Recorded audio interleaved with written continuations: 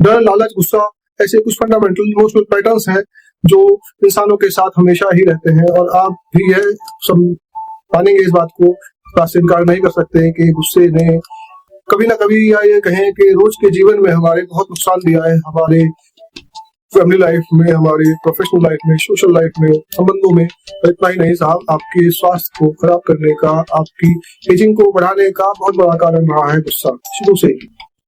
और ऐसा नहीं कि हमारे पास समझ नहीं है कि गुस्सा नुकसान देता है, गुस्सा नहीं करना चाहिए, लेकिन क्या करें साहब, आदत है, हो जाता है।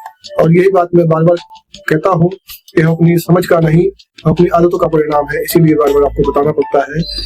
लेकिन अगर आप एक चीज और ध्यान देंगे, जो बार बार मैं आपको बताता हूँ कि ध्यान बहुत बड़ी चीज है साहब। आप जिस चीज पर ध्यान देते हैं वो फ्लरिश हो जाती है, बड़ी हो जाती है, उसकी पावर इंटेंसिटी बढ़ जाती है। तो आप क्या करते हैं, जब आपको लगता है गुस्सा नुकसान देता है, गलत है, तो आप भी फिर भी गुस्से पर ध्यान देते हैं कि जब ऐसी परिस्थिति आएगी आगे से कभी भी मैं गुस्सा नहीं करूंगा, ध्यान गुस्से पर ही रहता है।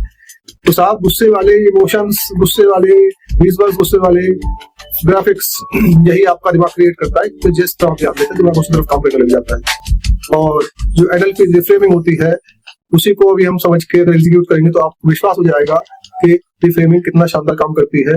आपको अगर सच में गुस्से को कम करना है, नुकसान कम करना है, तो आपको गुस्से पर नहीं, आप क्या ध्यान देना होगा, आपको ध्यान देना होगा कि जब भी कभी ऐसी परिस्थिति आएगी तो मैं हमेशा अपनी हार्मनी, अपनी मेंटल इमोशनल हार्मनी, मैं एक सुकून वाली अवस्था में रहूंगा, मैं एक काम अवस्था में रहूंगा।